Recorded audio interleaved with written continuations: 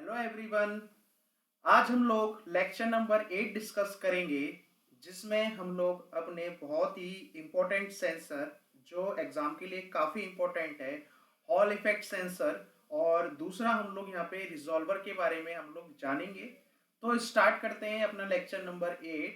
और इससे पहले 7 लेक्चर ऑलरेडी अपलोडेड हो चुके हैं। अगर आपने वो वीडियोस नहीं देखे हैं तो उनको ज़रूर देखें, क्योंकि आपको काफ़ी कह सकता हूँ कि भाई सब चीज़ें इंपॉर्टेंट हैं आपके लिए, तो वो वाले सेंसर भी आपके लिए इंपॉर्टेंट रहेंगे। तो एक सीक्वेंस में चलते रहिए ताकि आप प्रॉपर नोट्स बना सकें अपने। ठीक है, तो स्टार्ट करते हैं आज का लेक्चर। तो देखो, बात हो रही है यहाँ पे हॉल इफेक्ट सेंसर की। तो हॉल इफेक्ट सेंसर्स क्या होते हैं पहले। तो हॉल इफेक्ट सेंसर मतलब यहाँ पे एक स्टेटमेंट है, जो प्रिंसिपल है इनका, वो ये बोलते हैं कि जब मेरे पास कोई कंडक्टर हो या सेमीकंडक्टर हो, जब या तो कंडक्टर हो या सेमीकंडक्टर हो, और उसमें क्या हो रहा हो, उसके थ्रू हमारे पास करंट फ्लो कर रहा हो, ठीक है, एक डायरेक्शन में। ठीक है, जब हम इंट्रोड्यूस करते हैं मैग्नेटिक फील्ड के परपेंडिकुलर, मतलब मेरे पास सपोज करो ये क्या है, कंडक्टर या सेमीकंडक्टर है। अब मैं क्या कर रहा हूँ, यहाँ से इस टर्मिनल से और इस टर्मिनल से इस पे करंट फ्लो करा रहा हूँ। क्या करा रहा हूँ, इस पे करंट फ्लो करा रहा हूँ। और जो मैग्नेटिक फील्ड है, सपोज करो क्या है, इसके परपेंडिकुलर है, मतलब इस तरीके से आप देख सकते हो, इसके मतलब मेरी तरफ आ रहा है। तो ये क्या है, इसके लिए मैग्नेटिक फील्ड है।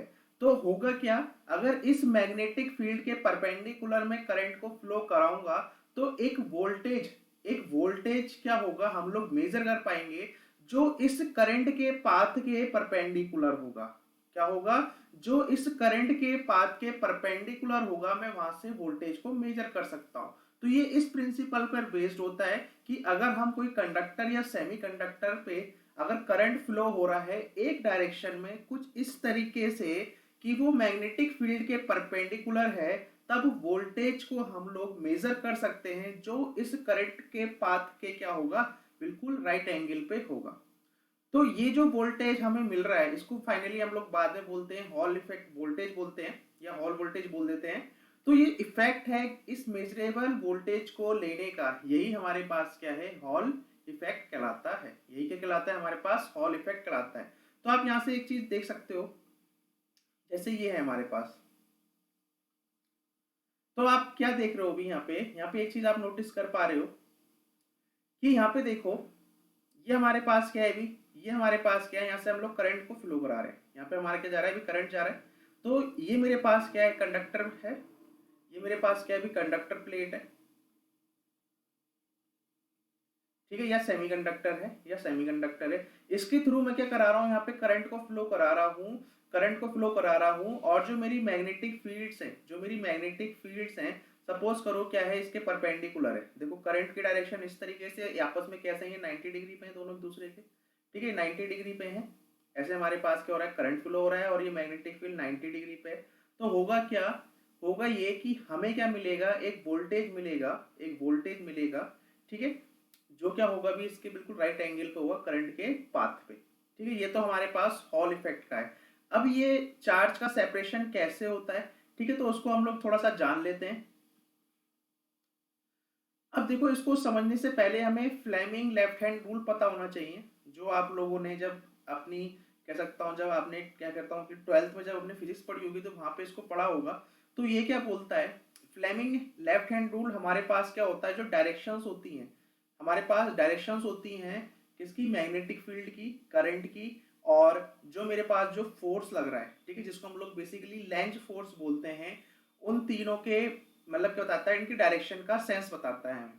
तो ये क्या बोलता है कि जब भी कभी मैं कोई करंट कंडक्टर जिसमें करंट फ्लो कर रहा हो, उस कंडक्टर में अगर उसको मैग्नेटिक फील्ड के मतलब उसके अंदर लेके आता हूं, तो वहां पे क्या होगा, उस कंडक्टर पे एक फोर्स एक्ट कर रहा होगा।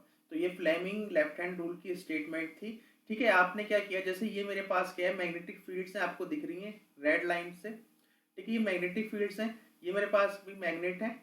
ठीक, और ये क्या है, मेरे पास एक कंडक्टर है, क्या है, एक मेरे पास कंडक्टर है, उस कंडक्टर को मैंने इस मैग्नेटिक फील्ड के अंदर इंट्रोड्यूस किया। तो जैसे ही मैंने इसको इसके अंदर इंट्रोड्यूस किया, मतलब इस तरीके से आपकी क्या है, मैग्नेटिक फील्ड है, इस तरीके से मैग्नेटिक फील्ड है, ये मैं क्या कर रहा हूँ, इसके अंदर इंसर्ट कर रहा हूँ। तो क्या होगा, ये जो कंडक्टर है ये एक फोर्स मेजर करेगा, मतलब एक फोर्स एक्ट करवाएगा इसके ऊपर, जो इसको ऊपर उठाने की कोशिश करेगा, इस कंडक्टर को ऊपर ले जाने की कोशिश कर रहा होगा। ठीक है, तो ये क्या है, ये जो चीज है ये हमें कैसे पता लगता है कि ऊपर आएगा फोर्स या नीचे आएगा, वो हमें फ्लेमिंग लेफ्ट हैंड रूल से पता लगता है। मतलब लेफ्ट हैंड रूल क्या है कि कुछ इस तरीके से आप बना सकते हो। ठीक है, इस तरीके से आप बना सकते हो। तो ये मेरे पास क्या है, ये मेरे पास मैग्नेटिक फील्ड थी, ये मेरे पास क्या था, डायरेक्शन ऑफ करंट था, करंट इस डायरेक्शन में फ्लो कर रहा है, मतलब मेरी तरफ दिखाई दे रहा है। और ये जो थंब है, ये थंब मुझे क्या देता है, डायरेक्शन ऑफ फोर्स देता है। तो कुछ इस तरीके से आपके पास क्या होगा, आपको तीनों डायरेक्शन पता लग जाएंगे, और तीनों ही आपस में क्या होती है, 90 डिग्री पे होती है। ठीक है, तो the direction of this force can be found using Fleming's left hand rule, और इसी को हम लोग क्या बोलते हैं, Fleming left hand rule for motors. Generator के लिए हम लोग राइट हैंड रूल यूज करते हैं, ध्यान रखना। उसके बाद क्या लिखा है, इट इज फाउंड, ये फाउंड किया गया जब भी current carrying conductor is placed inside a magnetic field, a force acts on the conductor in a direction perpendicular to both the direction of current and the magnetic field। मैं आपको ये बता चुका हूँ कि जो करंट जो भी फोर्स लग रहा होगा वो क्या होगा, मैग्नेटिक फील्ड और करंट की डायरेक्शन के बिल्कुल परपेंडिकुलर होगा। ठीक है, तो आप इस तरीके से देख सकते हो कि जैसे ही क्या हुआ, ठीक है, जैसे ही हमारे पास क्या होगा, अभी ये जो कह सकता हूँ, जैसे ही मैंने इसमें कंडक्टर इंसर्ट किया तो क्या होगा, जो मैग्नेटिक फील्ड्स थी वो क्या हो जाएंगी, वो सेपरेट आउट हो जाएंगी। देख रहे हो आप, ये एक तरीके से सेपरेट आउट हो रही हैं। ठीक है, और ये आपके पास भी करंट कैरिंग कंडक्टर है, और यहाँ पे आप क्या लगा रहे हैं, मतलब यहाँ पे क्या, मतलब फोर्स की वजह से क्या हो रही है, सेपरेट आउट हो रही है। तो ये फ्लेमिंग लेफ्ट हैंड रूल है, हल्का सा आइडिया आपको रख लेना चाहिए क्योंकि यहाँ पे ये काम आएगा। अब देखो क्या होता है, देखो होता क्या है कि जब भी हम क्या करते हैं, इलेक्ट्रिक करंट को जब पास कराते हैं, ठीक है, किसी कंडक्टिव पाथ में, तो वहां पे क्या होता है, चार्ज पार्टिकल से फ्लो होता है। मतलब इलेक्ट्रिक करंट का वो जो पार्टिकल्स हैं, वो चार्ज पार्टिकल होते हैं, वो क्या करते हैं, फ्लो करते हैं। ये चार्ज पार्टिकल या तो नेगेटिव चार्ज पार्टिकल्स हो सकते हैं या फिर पॉजिटिव चार्ज हो सकते हैं। ठीक है, मतलब एक होगा नेगेटिव टर्मिनल पे जाएगा, एक होगा मेरे पास पॉजिटिव टर्मिनल पे जाएगा।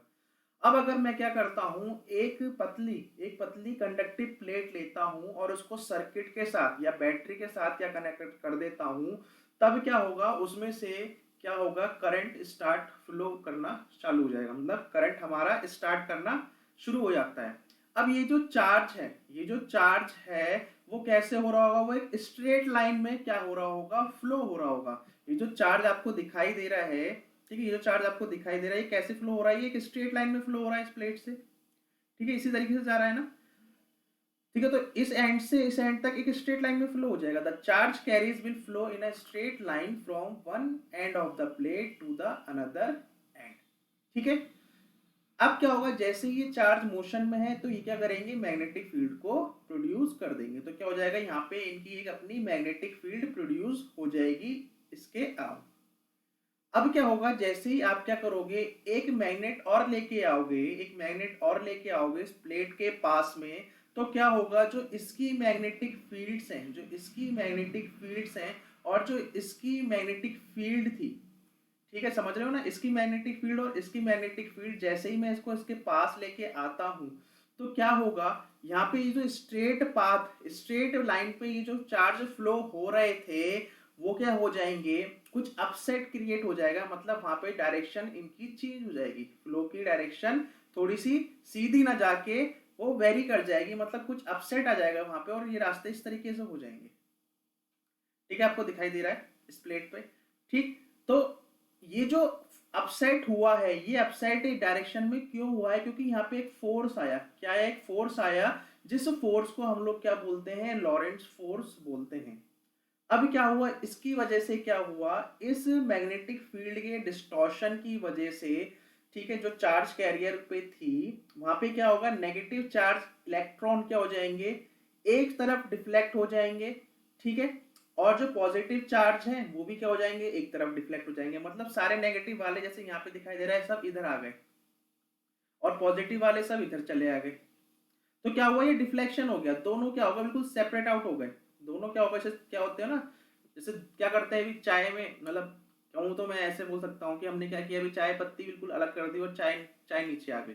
तो इसी तरीके से क्या हुआ, हमारे पास ये जो पॉजिटिव और नेगेटिव चार्ज क्या होगा, इस नई मैग्नेटिक फील्ड के इंट्रोड्यूस होने की वजह से क्या हुआ, ये सेपरेट आउट हो गए, ये कैसे हो गए, सेपरेट आउट हो गए। अब इस सेपरेशन की वजह से क्या हुआ, यहाँ पे एक पोटेंशियल डिफरेंस क्या हो गया, जनरेट हो गया। और ये पोटेंशियल डिफरेंस ही क्या बोलते हैं हम लोग, इसी को हम लोग बोलते हैं हॉल वोल्टेज। इसी को आप लोग क्या बोलोगे, इसी को आप लोग बोलोगे हॉल वोल्टेज। जो क्या होगा, मुझे जो जनरेट होगा इन दोनों साइड, और हम क्या कर सकते हैं, मेजर कर सकते हैं, ठीक है, बाय यूजिंग कोई मीटर मीटर लगा लोगे, यहाँ से आप मेजर कर सकते हो।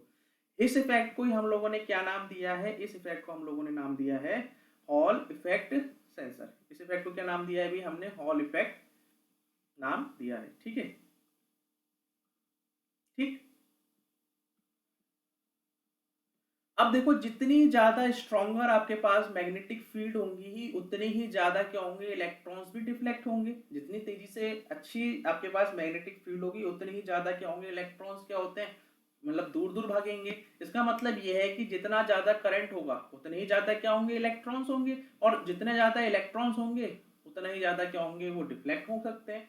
तो more the current, more the electrons will be deflected, the more the potential difference will be observed between both the sides। मतलब क्या है कि जितना ज्यादा आपके पास इलेक्ट्रॉन्स होंगे उतना ही ज्यादा क्या होगा, मेरे पास पोटेंशियल डिफरेंस क्रिएट होगा। इसका मतलब कह सकता हूं कि यहाँ पे दो चीजों पे डिपेंड हो रहा है होल वोल्टेज। एक तो मेरे पास क्या है, इलेक्ट्रिक करंट, क्योंकि इस इलेक्ट्रिक करंट की वजह से क्या हो रहा है, नंबर ऑफ इलेक्ट्रॉन्स मेरे पास बढ़ रहे हैं। दूसरा किस पे डिपेंड कर रहा है, दूसरा डिपेंड कर रहा है जो मैग्नेटिक फील्ड अप्लाई की गई है, क्योंकि जितनी स्ट्रॉन्ग मैग्नेटिक फील्ड होगी उतना ज्यादा क्या होंगे, ये इलेक्ट्रॉन्स डिफ्लेक्ट करेंगे, और जब ये इलेक्ट्रॉन्स डिफ्लेक्ट करेंगे उतना ही ज्यादा क्या मिलेगा मुझे, यहाँ से पोटेंशियल वोल्टेज मिलेगा, मतलब डिफरेंस यहाँ पे मिलेगा। तो इसका मतलब हमने ये कंक्लूड कर लिया यहाँ से, कि कंक्लूड क्या कर लिया है, यहाँ पे डिपेंडेंसी देख ली कि पहला क्या है, कि हॉल इफेक्ट या फिर hall voltage is directly proportional to electric voltage।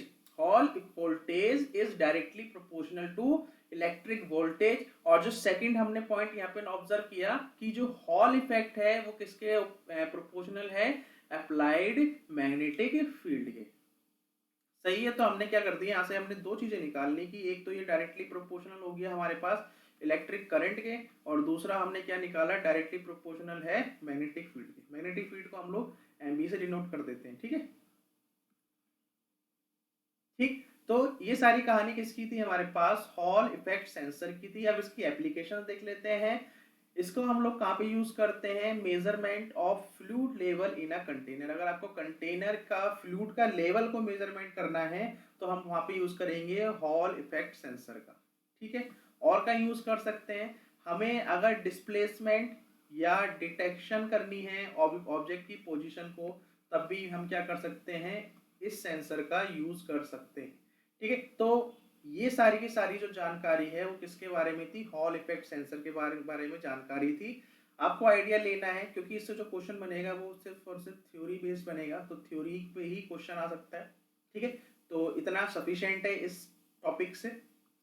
Next देखते हैं, हमारे पास जो नेक्स्ट सेंसर आता है वो हमारे पास आता है रिजॉल्वर सेंसर। क्या आता है भी, रिजॉल्वर। देखो, रिजॉल्वर का मतलब क्या होता है, रिजॉल्व करना। क्या करना, रिजॉल्व करना। अब क्या करेगा यहाँ पे, जो रिजॉल्व करेगा, किसको रिजॉल्व करेगा, जो भी इनपुट वोल्टेज आ रहा है, जो भी इनपुट वोल्टेज आता है उसको दो कंपोनेंट में क्या कर देता है, रिजॉल्वर रिजॉल्व कर देता है। और वो दो कंपोनेंट क्या होते हैं, एक हमारे पास साइन कंपोनेंट होता है और एक हमारे पास क्या होता है, कॉस कंपोनेंट होता है। इसका मतलब ये है कि मेरे पास जो इनपुट वोल्टेज दूंगा, इनपुट वोल्टेज दूंगा, वो क्या होगा, दो वोल्टेज में क्या हो जाएगा, रिजॉल्व हो जाएगा। एक तो मेरे पास जो वोल्टेज आएगा वो in form of sine wave आएगा, और एक जो वोल्टेज आएगा वो in form of cos wave आएगा, मतलब कोसाइन वेव आएगा। इसलिए क्या होता है यहाँ पे हमारे पास, क्या होता है हमारे पास यहाँ पे, आप अगर ये डायग्राम देख रहे हो तो यहाँ पे आपको एक वाइंडिंग दिखाई दे रही होगी, साइन वाइंडिंग। देखो, आपको एक वाइंडिंग दिखाई दे रही होगी यहाँ पे, साइन वाइंडिंग, ये दिख रही है ना साइन वाइंडिंग। एक वाइंडिंग आपको दिख रही होगी कोसाइन वाइंडिंग। ये दोनों वाइंडिंग क्या है, कैसे काम करती हैं, देखते हैं। फिलहाल आप समझो कि जो रिजॉल्वर होता है ये एक तरीके से क्या होता है, एंगुलर ट्रांसफॉर्मर होता है। क्या होता है, जैसे हमने ट्रांसफॉर्मर पढ़ा है, मतलब फिजिक्स में ही पढ़ रखा है, ठीक है। जब हम लोग छोटी क्लास में थे, मतलब 11th 12th में थे, 12th में थे, तो वहां पे हमने ट्रांसफॉर्मर पढ़ा था पूरा, उसका प्रिंसिपल जाना था। उसी तरीके से क्या होता है, ये भी हमारे पास क्या है, एक तरीके से एंगुलर ट्रांसफॉर्मर है। अब इसमें क्या होता है कि स्टेटर होता है, मतलब एक आउटर बॉडी होती है जो क्या है बिल्कुल रुकी हुई है, स्टेटर है, ठीक है, यहाँ से। और इसमें क्या होगा, इसमें हमारे पास दो वाइंडिंग होंगी, क्या होंगी हमारे पास, वाइंडिंग्स होती हैं, जिसमें एक साइन वाइंडिंग होगी, मतलब कॉइल लपटी हुई होगी, दूसरी मेरे पास कोसाइन वाइंडिंग होगी। और ये दोनों आपस में कैसी होंगी, दोनों आपस में 90 डिग्री तो होंगी, दोनों कैसी होंगी, आपस में 90 डिग्री होंगी, ठीक है। और फिर मेरे पास क्या होगा, एक रोटर होगा, क्या होगा, एक रोटर होगा। और आप क्या करोगे, ये जो रोटर जो घूम रहा है, ठीक है, इस पे भी क्या होगी, एक बाइंडिंग होगी, जो क्या होगी यहाँ पे हमारे पास स्टेटर प्राइमर बाइंडिंग बोलते हैं। और ये रोटर क्या होगा, इसके अंदर चला जाएगा, स्टेटर के अंदर चला जाएगा। फिर हम क्या करेंगे, यहाँ पे इनपुट वोल्टेज देंगे और उसके अकॉर्डिंग ये कितना रोटेट करता है, कितना एंगुलर इसमें डिफॉर्मेशन, मतलब कितना ये घूम रहा है, ये हम मेजर कर सकते हैं with the help of resolver, ठीक है। तो अब पढ़ लेते हैं इसके बारे में। तो क्या है, ये बेसिकली एक रोटरी इलेक्ट्रिकल ट्रांसफॉर्मर है, जिसका यूज हम क्या करते हैं, एंगुलर शाफ्ट रोटेशन को मेजर करने के लिए किया जाता है, मतलब कितनी मेरी शाफ्ट क्या हो रही है, एंगुलर रोटेट कर रही है, ठीक है। तो ये इसका क्या हो गया, इसका एप्लीकेशन हो गया है। ये क्या देता है, हमें एनालॉग सिग्नल देता है, मतलब हमें आउटपुट में क्या देगा, एनालॉग सिग्नल देगा, मतलब वोल्टेज देगा, ठीक है। ये किस पर बेस्ड होता है, ये बेस्ड होता है हमारे पास इलेक्ट्रोमैग्नेटिक इंडक्शन प्रिंसिपल पे। जो किस पे बेस्ड है, माइक, जिसको हम लोग क्या, जो किसने दिया था, माइकल फैराडे ने दिया था, उसको हम लोग Michael Faraday laws of induction भी बोल देते हैं, ठीक है। तो ये किस पे बेस्ड है भी, इलेक्ट्रोमैग्नेटिक इंडक्शन प्रिंसिपल पे बेस्ड है। अब ये इलेक्ट्रोमैग्नेटिक प्रिंसिपल क्या कहता है, देखो इलेक्ट्रोमैग्नेटिक प्रिंसिपल ये बोलता है, हाँ लिखा हुआ है, ठीक है। इलेक्ट्रोमैग्नेटिक इंडक्शन की बात कर लेते हैं, यहाँ पे लॉ की बात हो रहा है।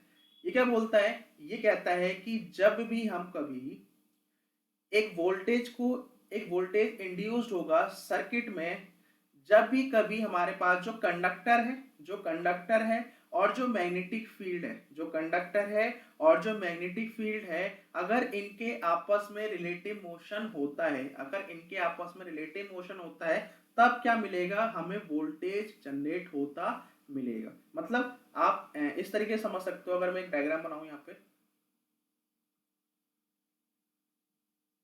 जैसे सपोज करो क्या है ये, सपोज करो क्या है कि ये आपके पास क्या है भी, मैग्नेट है, ये क्या है मेरे पास मैग्नेट है, ठीक है। ये मेरे पास क्या है भी, मैग्नेट है।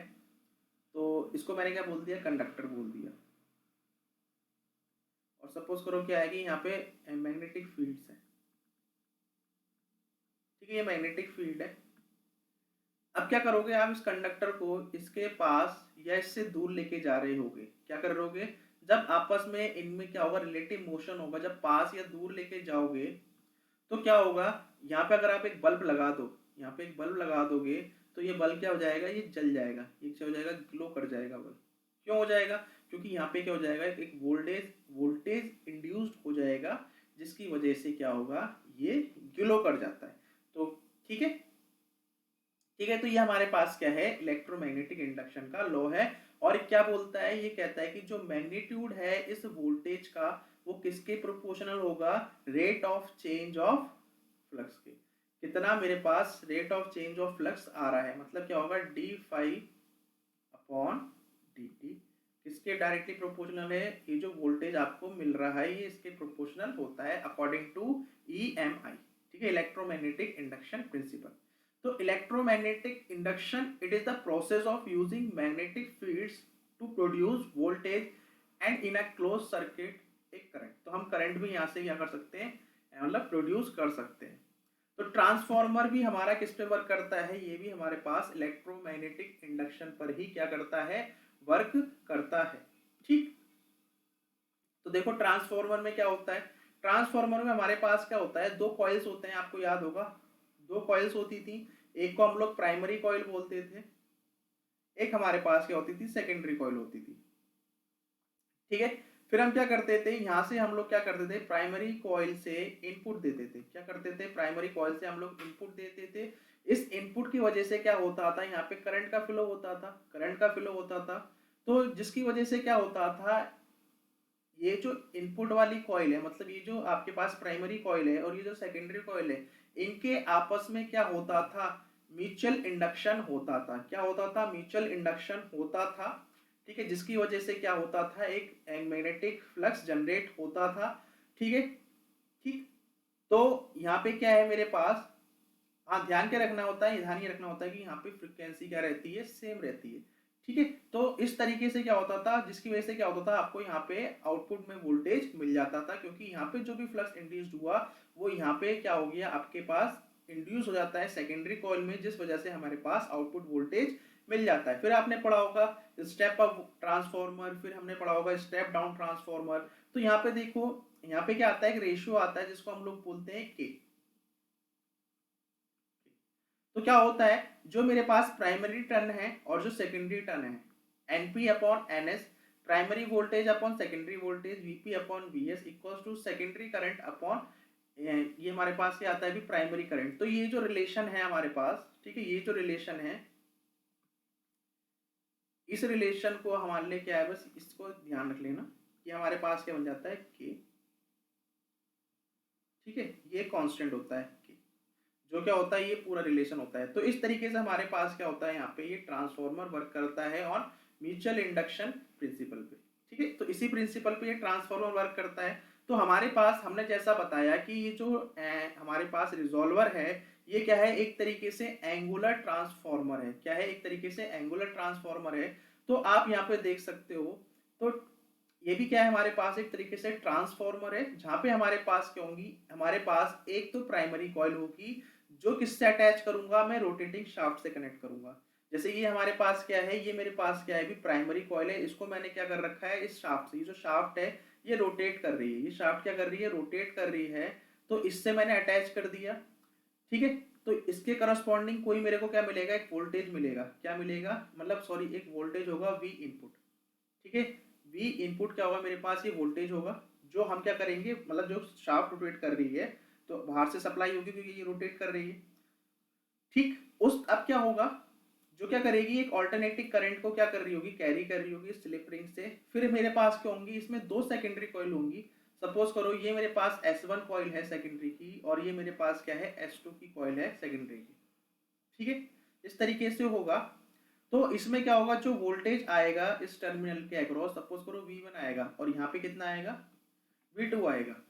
ठीक है, और ये दोनों कॉइल कैसे होंगी, आपस में 90 डिग्री पे रखी हुई होंगी, एक दूसरे के 90 डिग्री पे होंगी। ये S2 वाली कॉइल है, ये S1 वाली कॉइल है, और ये 90 डिग्री पे रखी गई है। ठीक है, इस चीज को ध्यान रखना। अब क्या होगा, अब जब ये रोटर क्या करेगी, रोटेट करेगी, तो इसकी वजह से क्या होगा, यहाँ पे फ्लक्स डेवलप होगा, फ्लक्स डेवलप होगा यहाँ पे। ठीक है, तो मतलब अगर आप थोड़ा सा और देखना चाहो तो इसको तरीके से देख सकते हो। जैसे ये है मेरे पास, तो मैंने आपको बताया कि हमारे पास क्या होती है, यहाँ पे किस तरीके से वाइंडिंग होती है। ठीक है, इस तरीके से कोसाइन, एक होती है कोसाइन वाइंडिंग होती है, जिसमें आप देख रहे हो, ये पिंक वाली देख रहे हो। ठीक है, और ऐसी मेरे पास साइन वाइंडिंग होती है। ठीक है, और ये ग्रीन वाली आपको साइन, तो ये दोनों आपस में कैसे हैं, 90 डिग्री पे हैं। दोनों आपस में कैसे हैं, 90 डिग्री पे हैं। ये मेरे पास क्या है, स्टेटर है, मतलब क्या हुआ है, ये कांस्टेंट है, ये मूव नहीं करेगा। फिर मेरे पास क्या आएगी, एक रोटेटिंग वाइंडिंग आएगी, ये आपको रोटेटिंग दिखाई दे रही है। ठीक है, और इस पे हमारी क्या है, शाफ्ट माउंट है, इस पे हमारी क्या है, अभी शाफ्ट माउंट है। ठीक है, जिसका हमें क्या निकालना है कि कितनी, जब ये रोटेट करेगी तो कितना थीटा ये रोटेट करेगी। ठीक है, ये निकालना है। तो हम क्या करेंगे, इसके अंदर क्या करेंगे, इसको जब इंसर्ट करेंगे, और जैसे ही हम क्या करेंगे, करंट की सप्लाई करेंगे, जैसे ही हम लोग क्या करेंगे, इनपुट वोल्टेज देंगे, तो इनपुट वोल्टेज देने से क्या होगा, मेरे पास यहाँ पे जो ये इनपुट वोल्टेज है, ये क्या हो जाएगा, हमारे पास डिवाइड हो जाएगा। क्या हो जाएगा, ये डिवाइड हो जाएगा, मतलब ये रिजॉल्व हो जाएगा किसमें, दो कंपोनेंट में। एक मेरे पास V1 होगा और एक मेरे पास V2 कंपोनेंट होगा। ठीक है, इस तरीके से क्या हो जाएगा, ये रिजॉल्व हो जाएगा जो V इनपुट है। ठीक है, तो एक बनेगा कोसाइन का फॉर्म, एक बनेगा मेरे पास साइन का फॉर्म। ठीक,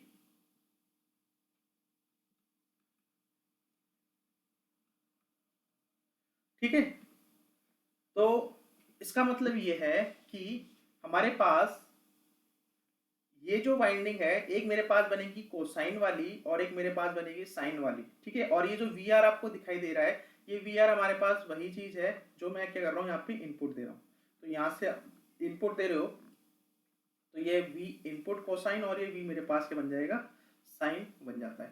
ठीक है, तो इसमें क्या लिखा है, जब हम प्राइमरी कॉइल क्या होती है, जब पैरेलल होगी दोनों सेकेंडरी कॉइल के, तो जो वोल्टेज इंड्यूस होगा, ठीक है, उस कॉइल में मैक्सिमम होगा, जबकि दूसरी कॉइल में क्या होगा, परपेंडिकुलर होगा, उसमें कोई भी वोल्टेज जनरेट नहीं होगा। मतलब क्या है कि दो कॉइल है, अगर मैं देखना चाहूँ तो देखना ये चाहूंगा कि ये मेरे पास क्या है भी, अगर V1 है और ये मेरे पास V2 है, ठीक है, और ये मेरे पास क्या है V इनपुट है, तो यहाँ पे देखो इसके थीटा एंगल बना रही है, तो इसका मतलब ये मैं यहाँ से लिख सकता हूँ कि जो V1 है वो डायरेक्टली प्रोपोर्शनल है, जब भी ट्रांसफॉर्मर का प्रिंसिपल को फॉलो करेगी तो V1 किसके इक्वल आएगा, V इनपुट का कोसाइन, सपोज करो जो है थीटा एंगल पे घूम रही तो थीटा। उसी तरीके से जो V2 है वो क्या जाएगा मेरे पास, V input sine of theta. अगर मैं क्या करता हूँ, इसको एक कांस्टेंट हटाना चाहता हूँ तो मेरे पास वो कांस्टेंट आता है k, तो V1 equals to k into V input of cos theta, और उसी तरीके से जो V2 आ जाएगा k into V input of sine theta, sine theta. अब देखो ये थीटा है मेरे पास जो शाफ्ट रोटेट कर रही है। अब क्या यहाँ पे ये पॉइंट पढ़ो आप, ये पॉइंट आपको कह रहा है कि अगर प्राइमरी कॉइल इन दोनों में से किसी के भी पैरेलल हो जाती है, इन दोनों में से अगर किसी भी एक कॉइल के पैरेलल हो जाती है, मतलब पैरेलल कहने का मतलब क्या है कि या तो थीटा 0 हो जाए या थीटा क्या हो जाए 180 डिग्री हो जाए। ठीक है, तो क्या होगा, एक कॉइल में जो आपको आउटपुट में वोल्टेज मिल रहा होगा वो क्या हो जाएगा, 0 हो जाएगा, जबकि दूसरी कॉइल में जो आउटपुट वोल्टेज होगा वो क्या हो जाएगा, मैक्सिमम हो जाएगा।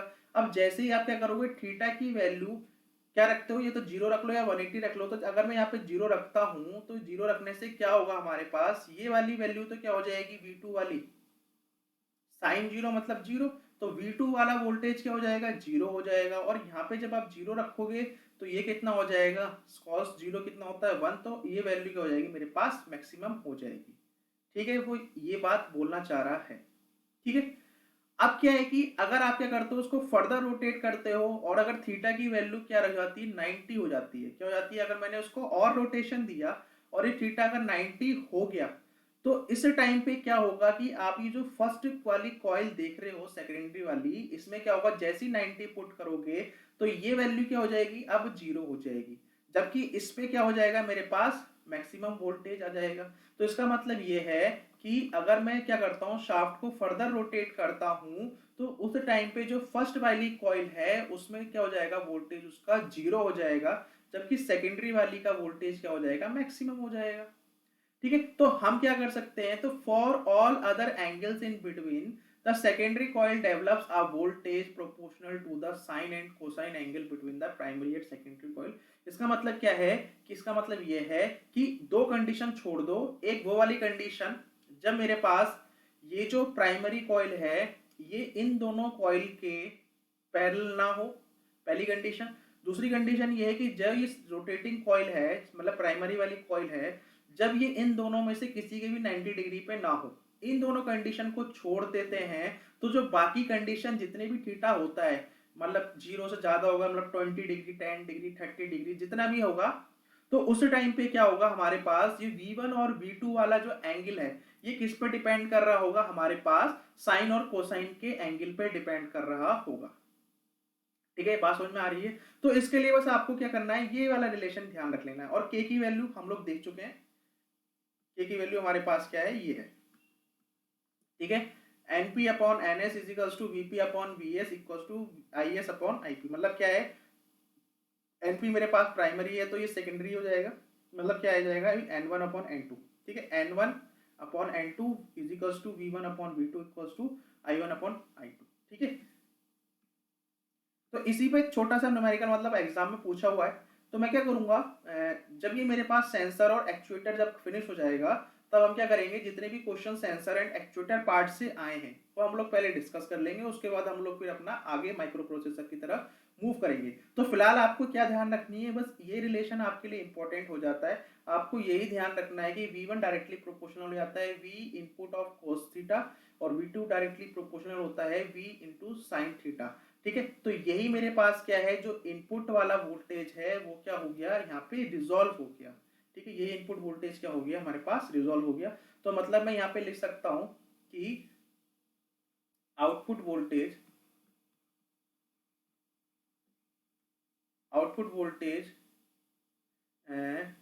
Of the two secondary coils of stator windings will be dependent on the sine or cosine angle of the